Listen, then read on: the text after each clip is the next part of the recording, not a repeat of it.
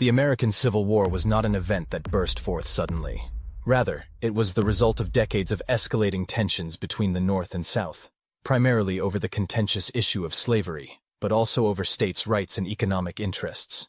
The country, young and burgeoning, had already experienced significant divisions since the writing of the Constitution. The Compromise of 1820, which had sought to maintain balance between slave and free states, provided only a temporary reprieve. By the 1850s, the situation had escalated further with the passing of the Kansas-Nebraska Act, which essentially allowed new states to decide for themselves whether they would permit slavery. This act reignited the fierce political debates that would soon spiral into violence. One of the defining moments before the war erupted was the election of Abraham Lincoln in 1860. Lincoln, a member of the newly formed Republican Party, was opposed to the expansion of slavery into the Western territories, a stance that alarmed Southern leaders. His victory was seen as a direct threat to the institution of slavery and Southern political power. Within months of his election, South Carolina became the first state to secede from the Union, followed by 6 more Southern states. The Confederate States of America was formed in February 1861, with Jefferson Davis as its president. By April of that year, the conflict turned hot with the bombardment of Fort Sumter. The Union garrison surrendered, and the war that would consume the nation began in earnest. From this point on, the American Civil War would be fought not only on the battlefields but also in the hearts and minds of its people.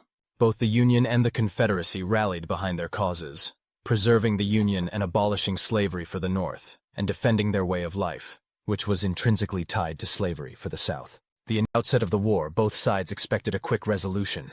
There was a sense of romanticism attached to the conflict, a belief that it would be a short and glorious affair.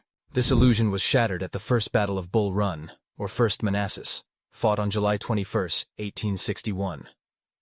In the early morning, Union forces under Brigadier General Irvin McDowell marched towards Confederate troops stationed near Manassas, Virginia. McDowell's army, around 35,000 men, was larger and better equipped than the Confederate forces, but it was inexperienced. The Confederates, led by Generals Beauregard and Joseph E. Johnston, with approximately 32,000 men, were also raw recruits.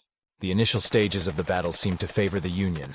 McDowell launched several well-planned assaults on the Confederate positions, pushing them back. However, Confederate reinforcements arrived, including a brigade led by General Thomas Stonewall Jackson, whose men stood firm. Jackson's steadfastness earned him his famous nickname, and his counterattack caused the Union lines to break. What began as an orderly retreat for McDowell's forces soon turned into a chaotic rout. The First Battle of Bull Run was a sobering experience for both the North and the South. The battle made it clear that this war would not be won quickly. Both sides realized the enormity of the conflict and began to prepare for a long and bloody war. While much attention was focused on the Eastern Theater, where the Union armies struggled to capture Richmond, the capital of the Confederacy, the Western Theater would prove equally crucial. One of the defining early battles in this theater was the Battle of Shiloh, fought in April 1862. Shiloh, located in Tennessee, was the site where Union General Ulysses Grant was camped with about 40,000 men. Confederate forces, commanded by General Albert Sidney Johnston, sought to surprise Grant's army before it could be reinforced by General Don Carlos Buell's troops. The Confederate Army, numbering around 44,000, launched a surprise attack at dawn on April 6, 1862. The Confederates initially had great success, driving the Union forces back to the Tennessee River. However, their momentum was checked when Johnston was mortally wounded, and command passed to General G.T. Beauregard. By the end of the first day, the Union Army was teetering on the edge of defeat. But reinforcements arrived overnight, and on April 7th, Grant launched a counteroffensive that forced the Confederates to retreat. Shiloh was a brutal affair, with over 23,000 casualties, making it one of the bloodiest battles in American history at that point. It shocked the nation and demonstrated that the war would be long and devastating. Grant, however, emerged as a determined leader, whose aggressive strategy of relentless pursuit would eventually define Union success in the Western Theater. Vicksburg, another key campaign in the West, became the focus of Union strategy in 1863. The city, located on the Mississippi River, was vital for controlling the river and dividing the Confederacy. After a series of failed attempts to take the city, Grant launched a brilliant campaign that involved marching his army south of Vicksburg, crossing the Mississippi River, and laying siege to the city. For 47 days, Vicksburg was bombarded by Union artillery and cut off from supplies.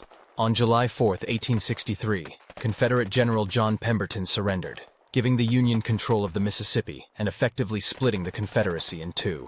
In 1863, the war had already taken a heavy toll on both sides. But the conflict would reach its climactic moment in the East at the Battle of Gettysburg, often referred to as the turning point of the war. In June 1863, General Robert Lee, commanding the Confederate Army of Northern Virginia, launched his second invasion of the North. His objective was to relieve pressure on the Southern war effort by threatening northern cities, demoralizing the Union population, and possibly encouraging foreign intervention. With about 75,000 men, Lee moved into Pennsylvania, where he hoped to secure a decisive victory. Opposing him was the Union Army of the Potomac, now commanded by General George Meade. On July 1st, the two armies met near the small town of Gettysburg. The first day of the battle saw the Confederates push Union forces through the town and onto Cemetery Hill. On July 2nd, Lee launched a series of assaults on both the left and right flanks of the Union position, but the Union defenders held firm. The battle culminated on July 3rd with the famous Pickett's Charge, where 12,500 Confederate soldiers made a direct assault on the center of the Union line. The attack was repelled with heavy losses, and Lee was forced to retreat back to Virginia. The Battle of Gettysburg was the bloodiest battle of the Civil War, with over 50,000 casualties. More importantly, it marked the end of Lee's offensive capabilities and shattered Confederate hopes of winning the war through a decisive victory on Northern soil. By 1864, the Union had developed a coherent strategy to bring the war to an end. President Lincoln promoted Ulysses S. Grant to the rank of lieutenant general and placed him in command of all Union armies. Grant's strategy was simple but effective. Apply constant pressure on Confederate forces in multiple theaters of war, preventing them from regrouping or reinforcing one another. In the Eastern Theater, Grant confronted Lee directly in a series of brutal battles collectively known as the Overland Campaign. These battles, including the Wilderness, Spotsylvania, and Cold Harbor, were marked by horrific casualties on both sides. Unlike his predecessors, however, Grant refused to retreat. His strategy was one of attrition, knowing that the North had more men and resources to draw upon than the South. While Grant kept Lee pinned down in Virginia, General William Tecumseh Sherman launched his famous March to the Sea in the Western Theater. After capturing Atlanta in September 1864, Sherman's army of 60,000 men marched through Georgia, destroying railroads, factories, and supplies. His objective was to break the Confederacy's will to fight by targeting not only military targets, but also the infrastructure that supported the Southern war effort. Sherman's march was devastating. His troops cut a path of destruction 60 miles wide, and by the time they reached Savannah in December 1864, the Confederacy's ability to wage war was severely diminished. Early 1865, the Confederacy was on its last legs. The Union blockade had strangled the South's economy, and its armies were dwindling due to desertion and a lack of supplies. Grant had Lee's army surrounded in Virginia, and Sherman was advancing north through the Carolinas. The end came swiftly in April 1865. After a failed attempt to escape Union forces, Lee was forced to surrender at Appomattox Courthouse on April 9, 1865. The remaining Confederate forces quickly followed suit, and by the end of May, the war was officially over. The American Civil War claimed over 600,000 lives and left deep scars on the nation. It settled the issue of slavery once and for all, but the process of reconstruction and healing would take decades. The war also solidified the United States as a unified nation, but it left behind a legacy of bitterness in the South that would persist for generations. The Civil War was one of the most significant events in the history of the United States. It reshaped the nation, ended the institution of slavery, and set the stage for the country's emergence as a world power. The war's campaigns and battles, from Bull Run to Gettysburg to the March to the Sea, are still studied today for their strategic brilliance and their lessons on leadership, determination, and sacrifice.